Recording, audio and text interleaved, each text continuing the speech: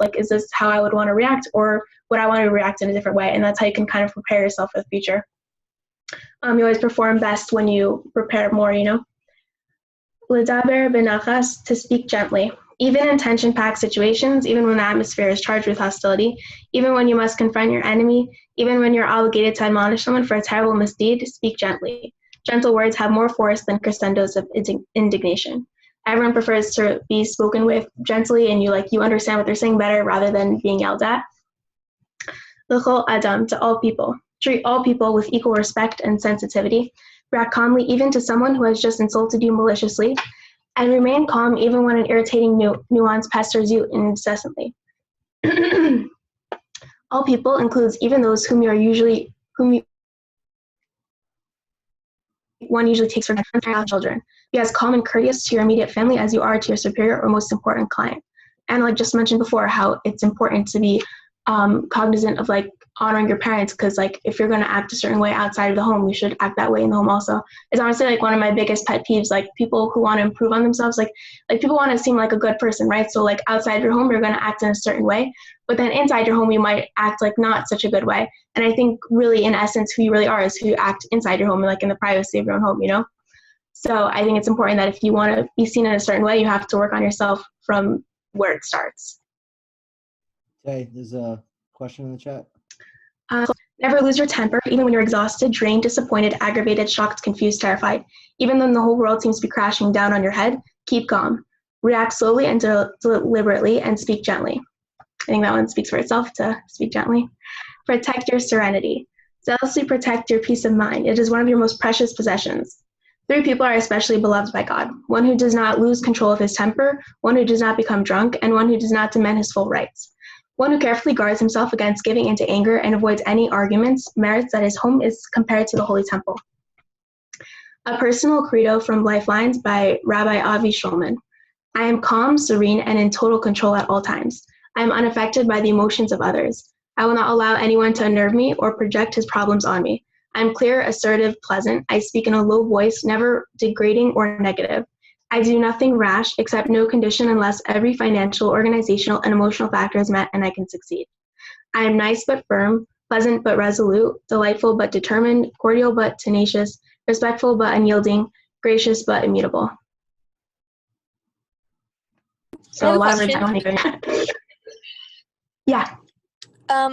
Okay, isn't it a mitzvah to get drunk sometimes? Is that what they mean by don't be a drunk person, or does that have a different meaning than? I mean, Avi, you could, like, if I say anything wrong. Avi, do you know? Hey, you're a drinker. You got this. No, I was just gonna say, like, yeah, it is a mitzvah to get drunk, like, let's say on Purim and like at a simcha, but I think someone who becomes drunk is like someone who like takes himself out of this world, versus someone who's doing it for the mitzvah. You're doing it to enhance it. It's like enhance like the totality of it. That was such a good explanation. Period. Thank you. What has in common between getting drunk and angry, specifically, is what Tay said, removes a person from this world. It's not a mitzvah to get drunk. It's not a mitzvah to get drunk. It could be a mitzvah you can enhance using it, but experience. Drunk to the point where you don't have control over your decisions and your judgment is gone, that's not a mitzvah anymore. There's only one time a year that's actually a mitzvah. Okay, thank you. I may not be able to control other people or situations, but I can always control my attitude. Peace of mind, the key. Oh, also something that I think is really important is like in life, you're not really defined by what you go through, but more how you react to it. So he's saying like, I can control, like my attitude, you control how you react to what happens, but you can't control what everyone else does. Peace of mind, the key. Peace of mind is the key to spiritual growth. Serenity is the trademark of the person who is truly godly. The person who has trust in the Almighty is calm and composed, and this is displayed by his soft and gentle manner of speech. The man of faith is soothed by the advice of King David. Cast upon Hashem your burden, and he will sustain you. He will never allow the faltering of the righteous. The godly person is filled with the confidence by the assurance that his Father in heaven is willing and able to share all of his worries and woes. On the other hand, one who feels that he alone carries all of his burdens on his own shoulders can be overwhelmed by the weight of those responsibilities. Such an attitude leads to strong anxiety and tension. The anxious person who fails to share his problems with God views his environment as hostile and threatening.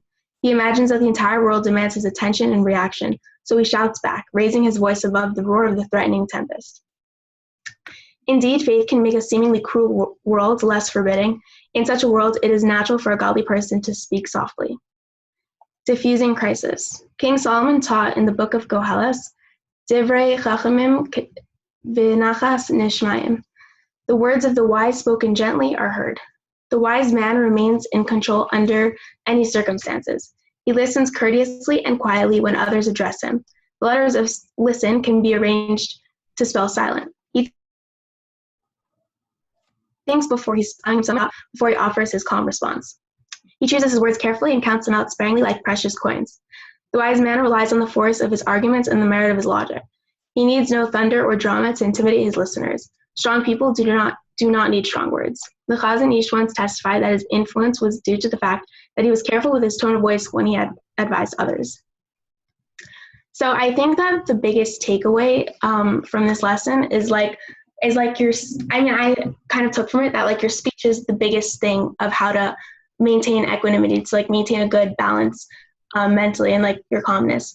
Because like I really think like I remember on Teacher Day, like Michal was telling me how like your speech kind of represents what's inside of you. So when people like raise their voice and stuff, like the HaRamban makes a huge emphasis on speaking gently, because if you react to things by raising your voice and like cursing and like just going insane, that just shows what's inside of you. You have a lot of rage inside of you and like bad things inside you. But if you react to these things in like a gentle voice, it shows that you're like calm on the inside. So the HaRamban puts a big emphasis on your words, because you can kind of like reverse work on your equanimity by working on the way you speak. So I think that this week's like homework assignment could be to not raise our voices. And I think that's the main thing, to not raise your voice, because, and also like even further than that, if you could go even further than that, to make sure not to like speak like negatively to anyone. Can I ask a question? Mm-hmm. What if you're like calm on the inside and then you like yell all the time on the outside? Like what if you're like calm? Like for me, like I'm calm on the inside, but then like I yell. Avi, you want to take that? I think for the sake, it's fine. Real equanimity is we call it menuchas hanefesh, where you are sort of calm. Your demeanor is calm, right? Doesn't mean if you're playing soccer and you need to like call the other, you don't have to be angry.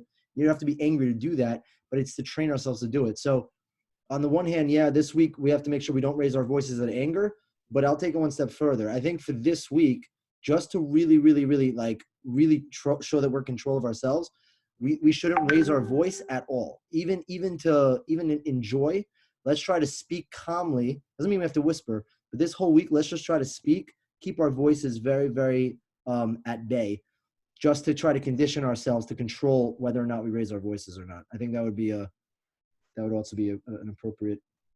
So we don't have to do last week's assignment. No, we're gonna change it each week, depending. I mean, obviously, you should continue. You shouldn't be disrespectful to your parents, but I think each week focus on what we learn and then go from there. Okay, so this week we're calm. Yeah, calm, Okay. but in speech, as Tay said it in speech. Beautiful, beautiful. I love that. I love what you said, and that one line where I may not be able to control other people's situation, but I can only control my attitude. It's a big mile in terms of like people may upset you and piss you off this week, but you are in absolute control of whether or not you respond back or you yell back. Like it's completely in your hands. So, Tay shkoyach. Beautiful. All right. Any questions on this week's challenge? Okay, so just as a tip to keep things more relevant, something that we learned in Cheshbon and Nefesh, there's two things that you can do. One is you can write it down, like make it the background of your phone, like write it at the top of something that like make sure that you can see it, write it on the back of your hand, do whatever to just make sure it's there. Or you can create like a little line, like I will not yell or something, and just repeat it throughout the entire day. I will not yell or I will not raise my voice. And that way it'll be on your mind more constantly. The reason why people mess up usually is because they forget. So those are two little tips that you can do to try to keep it relevant. All right. May the force be with us. Godspeed. All right. Thank you, Tay. Thank you, guys. Thank you, Abby. Thank you. I gotta see you Thank Sunday. you. Bye. Thank Bye, you. guys. Thank you. The last one. The boys. Love you, David.